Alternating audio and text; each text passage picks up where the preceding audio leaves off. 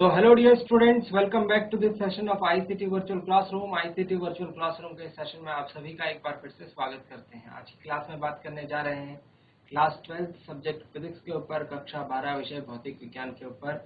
अपनी previous class में हम अब तक इलेक्ट्रिक फील्ड यानी कि विद्युत क्षेत्र के कॉन्सेप्ट को समझ चुके हैं और उस पर हमने पिछली क्लास में न्यूमेरिकल्स भी काफी सारे किए थे। आज हम एक नया टॉपिक स्टार्ट करने जा रहे हैं जिसका नाम है वैद्युत विभव, इलेक्ट्रिक पोटेंशियल। एक इम्पॉर्टेंट कॉन्सेप्ट है, आपके बोर्ड एग्जाम में भी पूछा जाता है, बाकी सारी जो अन्य परीक्षाएं होती हैं उनमें भी पूछा जाता है और इससे क्वेश्चन जो है बनते हैं।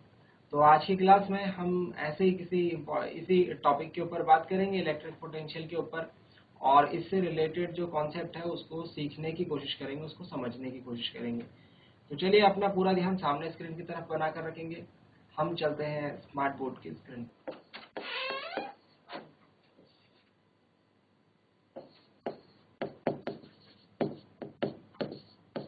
इलेक्ट्रोस्टैटिक पोटेंशियल यानी कि वैद्युत विभव।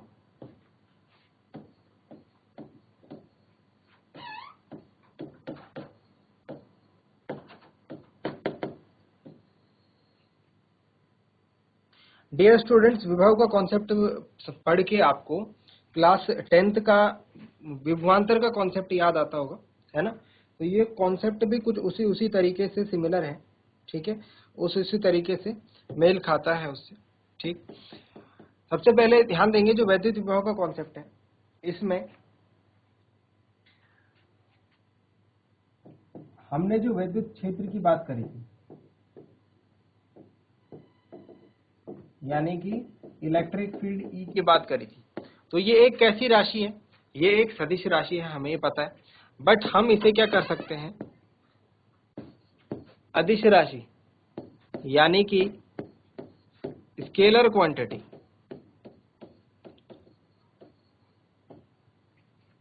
के पदों में, टर्म्स में भी एक्सप्रेस किया जा सकता है। इसको हम स्केलर जैसा भी लिख सकते हैं, जबकि ये है क्या, वेक्टर है, जबकि है क्या, ये सदिश राशि है। बट हम इसको अदिश राशि के पदों में भी लिख सकते हैं। और जो इस अदिश राशि के पदों में हम इसे लिखेंगे, इस अदिश राशि को हम क्या कहते हैं भाई, इस अदिश राशि को, इस स्केलर क्वांटिटी को हम कहते हैं वैद्युत विभव। वैद्युत विभव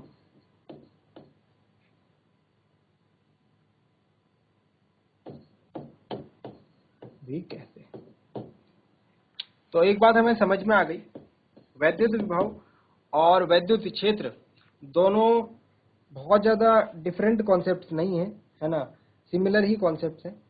और वैद्युत क्षेत्र को हम वेक्टर क्वांटिटी के टर्म्स में रिप्रेजेंट करते हैं, जबकि वैद्युत विभव को हम अदिश राशि यानी कि स्केलर क्वांटिटी के टर्म्स में रिप्रेजेंट करते हैं। तो पहला पॉइंट ये इंपॉर्टेंट हो गया हमारे लिए जानना कि जो वैद्युत विभव है वो क्या है, एक अदिश राशि है। इसको हम कैपिटल V से डिनोट करते हैं।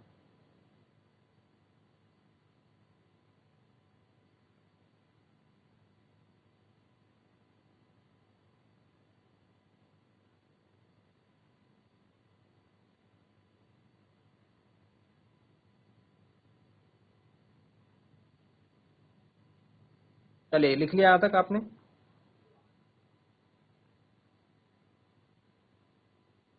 लिख लिया आपने यहाँ पर। चलिए, अब यहाँ पर दो बातें हमारे लिए जाननी जरूरी हो जाती हैं, मतलब रिकॉल करनी। ये बात हम जानते हैं, बस यहाँ पर इनको रिकॉल करेंगे। क्या चीजें रिकॉल करेंगे आप, आवेश का जो स्थानांतरण होता है, चार्ज का जो स्थानांतरण होता है, यानी फ्लो ऑफ चार्ज जिसको हम कहते हैं, या फिर धारा का जो प्रवाह जिसको हम कह सकते हैं, फ्लो ऑफ करंट, वो कहां से कहां होता है, हायर पोटेंशियल से लोअर पोटेंशियल, मतलब उच्च विभव से निम्न विभव की और वो होता है। आवेश का प्रवाह जो है हमेशा, आवेश का प्रवाह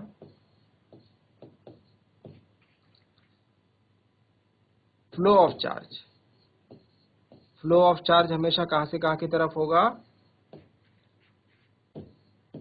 उच्च विभव यानी हायर पोटेंशियल से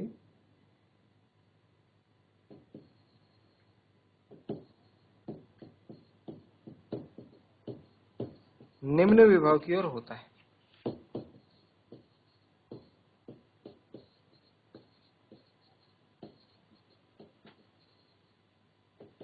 लोअर पोटेंशियल की ओर होता है। इसको समझाने के लिए हम क्लास 10th में एक एग्जाम्पल समझा करते थे प्यारे बच्चों। एक एग्जाम्पल हम क्या समझा करते थे कि जैसे अगर हमको घर में क्या करना है, घर में हमको पानी चाहिए, है ना, तो हम क्या करते हैं, हम पानी की टंकी को कहां पर लगाते हैं, हम पानी की टंकी को लगाते हैं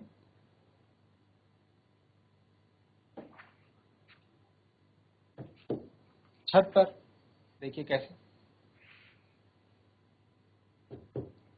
सपोज ये हमारा घर है, ये हमारी बिल्डिंग है ना, और इस बिल्डिंग के ये निचले वाले फ्लोर पर हम रहते हैं, यहाँ पर, ठीक है, यहाँ पर हम रहते हैं। तो हम क्या करते हैं, ये पानी की टंकी जो है यहाँ पर लगी होती है, हमारी लगी होती है ना, पानी की टंकी कहाँ लगी होती है, छत में। ये टैंक है पानी का। अब इससे हमारा एक कनेक्शन रहता है नल का, वो नल का कनेक्शन जो है हमारे कमरे में, उससे फिर पानी आता है ना।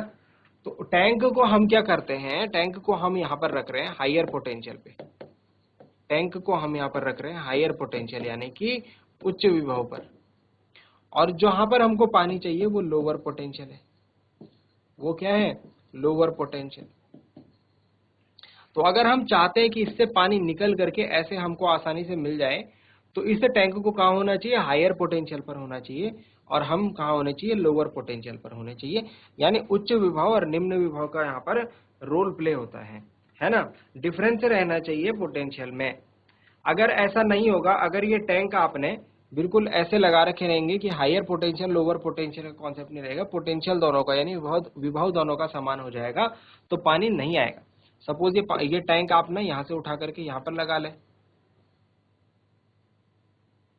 है ना, ये टैंक आप यहाँ से उठा के और फिर यहाँ से नल कनेक्ट कर दें इसमें, तो पानी आएगा क्या, पानी नहीं आएगा, है ना। उसके लिए क्या होना चाहिए, उसके लिए पोटेंशियल में डिफरेंस होना चाहिए। यही बात हम यहाँ पर कर रहे हैं कि चार्ज में फ्लो होना, अगर आप चाहते हैं कि चार्ज में फ्लो हो, तो उसके लिए पोटेंशियल में डिफरेंस होना चाहिए, और आवेश हमेशा उच्च विभव से निम्न विभव की ओर गति करता है। और जैसे ही दो बॉडीज का विभव समान हो जाए, पोटेंशियल सेम हो जाए, तो आवेश का स्थानांतरण या आवेश का प्रवाह बंद हो जाता है। जैसे ही दो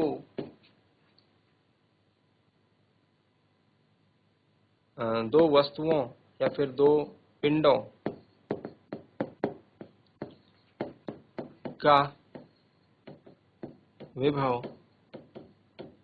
समान हो जाए, तो क्या हो जाता है, आवेशों का प्रवाह बंद हो जाता है। यानी कि तब कोई करंट फ्लो नहीं होती, तो ये बात आपको ध्यान रखनी है कि पोटेंशियल और करंट का कॉन्सेप्ट क्या है। पोटेंशियल और करंट का कॉन्सेप्ट है कि जब पोटेंशियल में डिफरेंस रहेगा तभी करंट फ्लो होगी, जैसे ही पोटेंशियल सेम हो जाएगा करंट फ्लो नहीं होगी। इसीलिए आप देखते थे क्लास 10th में आप क्या करते थे, एक सर्किट अगर आप बनाते थे, यहाँ पर मैंने ये क्या लगा दिया, ये बल्ब लगा दिया, ठीक है, और इसके बाद यहाँ पर एक एमीटर लगा दिया, ये सारी चीजें हम लोग वहाँ पर किया करते थे। फिर उसके बाद यहाँ पर हमने क्या लगा दी, एक ऊर्जा स्रोत के लिए बैटरी लगा दी, और इसको इस तरीके से, अब जैसे ही मैंने स्विच को ऑन करा तो यहाँ ये बल्ब जल जाएगा, है ना। तो ये यहाँ पर करंट फ्लो हो रही है। यहाँ पर हमने क्या देखा कि यहाँ से बैटरी के इधर से ये पॉजिटिव वाले टर्मिनल से धारा निकल रही, इधर से निकल रही, इधर से निकल रही, और इस तरीके से इसमें करंट फ्लो हो रही है, आवेशों का प्रवाह हो पाया, इसीलिए इसमें करंट फ्लो हो पाई। अब ये बैटरी में अगर हटा दूं तो क्या इसमें धारा का प्रवाह होगा, आप कहेंगे सर नहीं होगा, है ना। तो क्यों नहीं होगा, वही तो मैं आपको समझा रहा हूँ, क्योंकि ये बैटरी क्या काम कर रही है, ये बैटरी यानी ये ऊर्जा स्रोत काम कर रहा है विभव में अंतर रखने का, उच्च विभव निम्न विभव, ये क्या कर रहा है, इधर प्लस है इधर माइनस है, मतलब इधर जो विभव है वो ज्यादा है और इधर कम है इसकी तुलना में, है ना। तो इसीलिए क्या हो रहा है, विभव में अंतर है, इसीलिए क्या हो पा रहा है, ये चार्ज इधर से इधर को फ्लो कर रहा है, ज्यादा से कम की तरफ को फ्लो कर रहा है ना। यही बात तो मैं समझा रहा हूँ आपको। तो ऐसा होता है, जो हमने पिछले क्लास में पढ़ा है वो हमने ये चीजें पढ़ी है। तो अब हमको क्या करना है, ये रिलेट करना है। यहाँ पर हम एक नया टर्म पढ़ेंगे, इलेक्ट्रोस्टैटिक पोटेंशियल एनर्जी, यानी कि वैद्युत विभव ऊर्जा, जो कि इसके काफी सिमिलर है जो अब तक हमने पढ़ा, उससे काफी ये मेल खाता है। जल्दी से इस पॉइंट को नोट डाउन करें, फिर नेक्स्ट हेडिंग लिखें, इलेक्ट्रोस्टैटिक पोटेंशियल एनर्जी, वैद्युत विभव ऊर्जा। चलिए अब इसका क्या कॉन्सेप्ट है, इसको समझते हैं। इसका कॉन्सेप्ट बड़ा ही सिंपल है, इसका कॉन्सेप्ट बड़ा ही सिंपल है। एक कहानी मैं आपको सुनाऊंगा, कहानी के फॉर्म में आप इस बात को समझेंगे। वैद्युत विभव ऊर्जा, इलेक्ट्रोस्टैटिक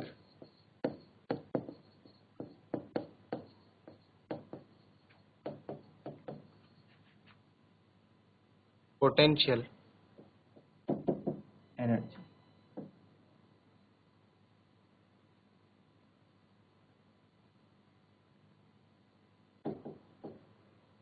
देखिए प्यारे बच्चों, आपको याद है मैंने पिछली क्लास में आपको एक आवेश का, एक चार्ज का कॉन्सेप्ट बताया था, जिसको हम क्या कहते हैं, टेस्ट चार्ज कहते हैं, यानी कि परीक्षण आवेश कहते हैं।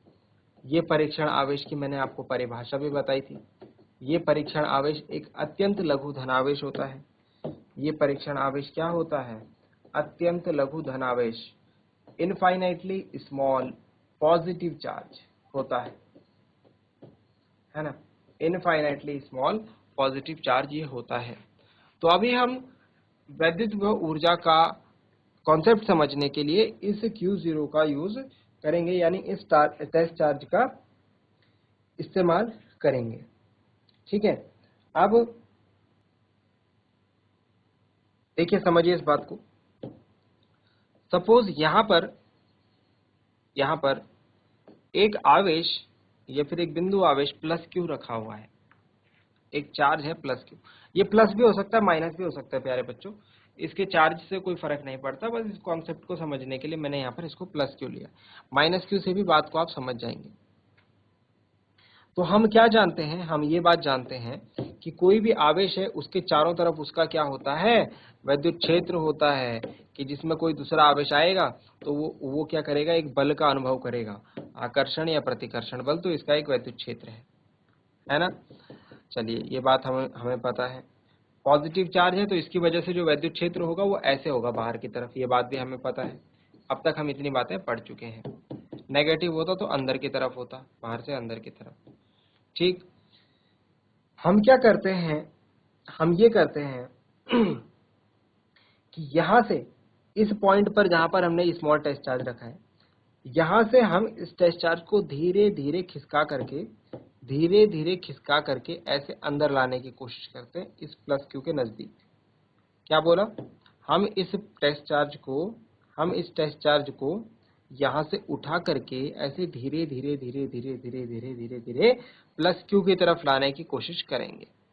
ठीक है, इस पूरी प्रक्रिया में क्या होता है, जब मैं इस टेस्ट चार्ज को यहां से उठाकर यहां लाता हूं, सपोज ये पॉइंट A है और ये पॉइंट B है, तो जब मैं A से B पॉइंट पर क्या करूंगा, इस टेस्ट चार्ज को लाऊंगा, तो मैं ये देखता हूं, मैंने दो चीजें बोली है कि यहां पर क्या होना चाहिए, यहां पर धीरे धीरे लाना है हमको, इसको कैसे लाना है, धीरे धीरे लाना है। ठीक है, अब क्या होगा कि ये जो पॉजिटिव चार्ज है प्यारे बच्चों, ये वाला, और मैंने क्या बोला, ये टेस्ट चार्ज है। टेस्ट चार्ज मतलब क्या है, ये अत्यंत लघु धनावेश है, ये भी धनावेश। जब मैं इसको इसकी तरफ लाऊंगा तो धन और धन के बीच में क्या होता है, प्रतिकर्षण यानी रिपल्शन।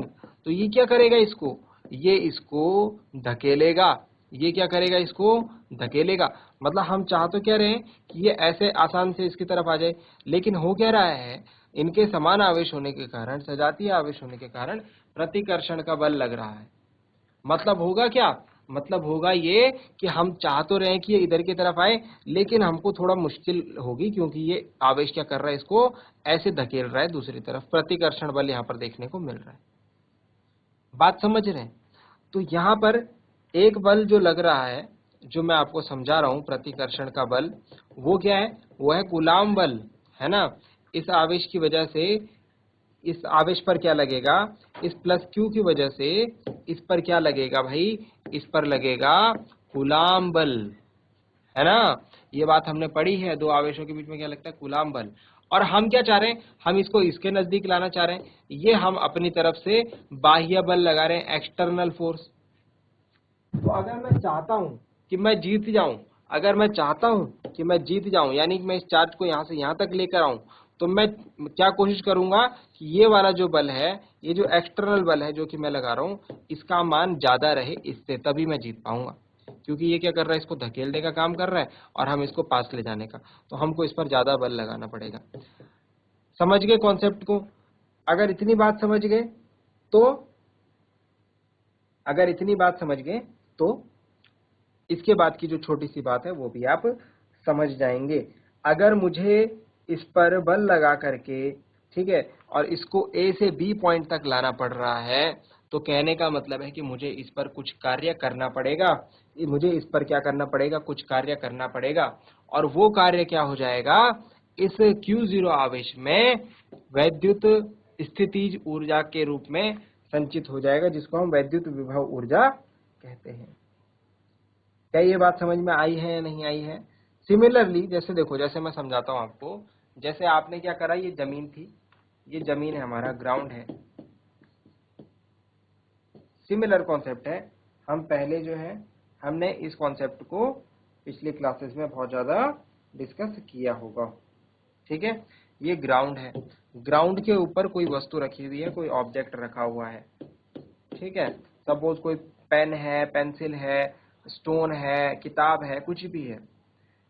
अभी क्या होगा, आप इसको क्या करेंगे, आप ये जानते हैं कि इसको नीचे की तरफ जो है कंटिन्यूअसली mg फोर्स के द्वारा खींचा जा रहा है। अब आप क्या करते हैं, आप चाहते हैं कि मैं इसको क्या करूं, मैं इसको यहां से ऊपर उठाऊं। तो ऊपर उठाने के लिए आपको काम करना पड़ेगा ना, अपने आप तो नहीं जाएगी। क्यों? क्योंकि अपने आप इसको कौन कर रहा है? ये mg अपनी तरफ नीचे की तरफ खींच रहा है। तो आपको क्या करना पड़ेगा? बल लगाना पड़ेगा, इसको उठाना पड़ेगा। और कितना बल लगाना पड़ेगा? इस mg से ज्यादा, क्योंकि नीचे की तरफ जो इसको जिस बल से खींचा जा रहा है, ऑब्वियसली आप उससे ज्यादा बल ही लगाएंगे, तभी जाकर के ऑब्जेक्ट उठ पाएगा, है ना। तो जब आप इसे उठाते हैं तो ये ऑब्जेक्ट ऊपर जाता है। अब क्या होगा, यहाँ पर जब आप इसे लेकर के गए, यहाँ पर जब ये ऑब्जेक्ट आया, तो आपने क्या करा, इसको यहाँ से यहाँ उठाने तक कुछ काम करा, कुछ डब्ल्यू करा, ठीक है। वो काम क्या हो जाता है, इसमें स्थितिज ऊर्जा के रूप में संचित हो जाता है, यू के रूप में, U is equal to mgh के रूप में। याद आ रहा है आपको? U is equal to mgh के रूप में। अब जैसे ही आप इसे यहाँ से छोड़ेंगे, तो इसमें क्या आ जाएगी भाई? काइनेटिक एनर्जी आ जाएगी, गतिज ऊर्जा, ये गति करने लग जाएगा। जैसे ही आप इसे हाथ से छोड़ो, तो यहाँ से ऐसे धड़ाम से नीचे गिर जाएगी, यानी इसमें गतिज ऊर्जा आ गई। और ये गतिज ऊर्जा कहाँ से आई? ये गतिज ऊर्जा उसी ऊर्जा से आई जो कि आपने काम करा था। मतलब जब भी हम काम करते हैं इस तरीके से किसी बल क्षेत्र के विरुद्ध, तो वो काम जो है वस्तु में ऊर्जा के रूप में संचित हो जाता है, एनर्जी की फॉर्म में रह जाता है। ऐसा ही ठीक यहाँ पर भी होगा। इसको हम इलेक्ट्रोस्टैटिक पोटेंशियल एनर्जी कहेंगे। आई होप यहाँ तक की बात आपको समझ में आई होगी। मैं इसको जल्दी से वर्ड्स में लिख लेता हूँ, आप भी इसको कॉपी कर लें। परीक्षण आवेश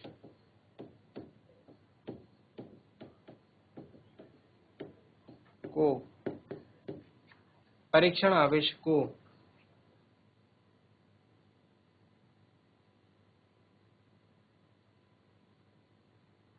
ए से बी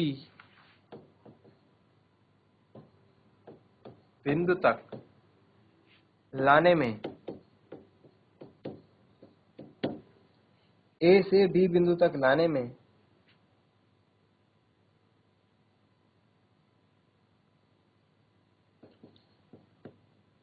बाह्य बल यानी एक्सटर्नल फोर्स द्वारा किया गया न्यूनतम कार्य वैद्युत विभव ऊर्जा कहलाता है।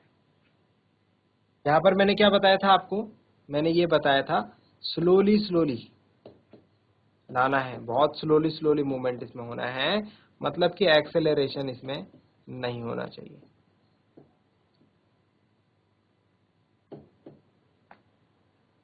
ठीक है, विदाउट एक्सेलरेशन होना चाहिए, स्लोली हमको इसको मूव करवाना है। चलिए नोट डाउन करेंगे वैद्युत विभव ऊर्जा का कॉन्सेप्ट। एक इंपॉर्टेंट कॉन्सेप्ट है जो हम यूज करते हैं यहाँ पर इस पार्ट में फिजिक्स। हम मानते हैं, माना ए पॉइंट पर, ए बिंदु पर इसकी जो स्थितिज ऊर्जा थी वो UA थी, बी पॉइंट पर वो UB हो गई, है ना, कुछ चेंज होगी। तो डेल्टा U यानी कि जो अंतर होगा, डिफरेंस होगा, पोटेंशियल एनर्जी का जो डिफरेंस होगा वो कितना होगा भाई, वो होगा final minus initial. Final minus initial, ये इनिशियल है मतलब प्रारंभिक में वो ए पॉइंट पर था और ये बाद में वो बी पॉइंट पर आ गया, यानी अंतिम बिंदु।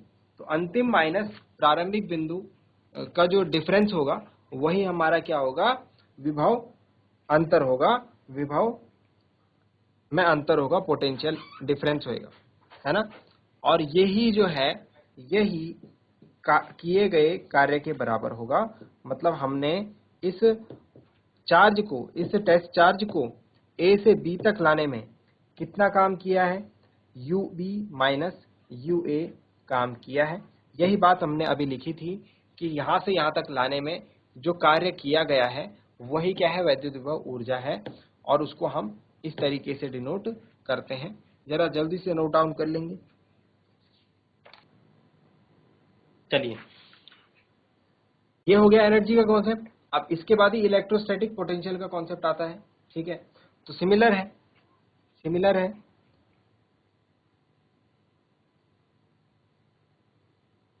बिल्कुल सिमिलर है।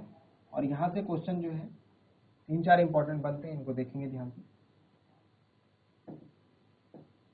इलेक्ट्रोस्टैटिक पोटेंशियल डिफरेंस,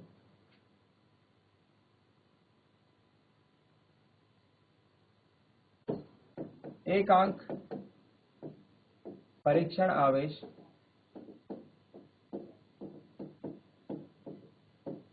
को, एकांक परीक्षण आवेश को धीरे धीरे लाना है, विदाउट एक्सेलरेशन लाना है। ठीक है,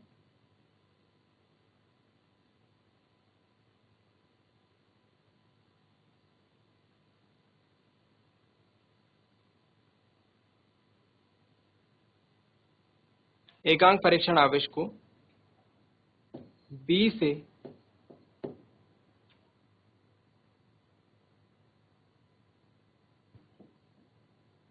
एकांक परीक्षण आवेश को एक बिंदु से, ऐसे लिखें, एक बिंदु से दूसरे बिंदु तक क्षेत्र के विरुद्ध लाने में किए गए कार्य को, क्षेत्र के विरुद्ध लाने में किए गए कार्य को हम क्या कहेंगे, हम कहेंगे वैद्युत विभवांतर, इलेक्ट्रिक पोटेंशियल डिफरेंस कहते हैं।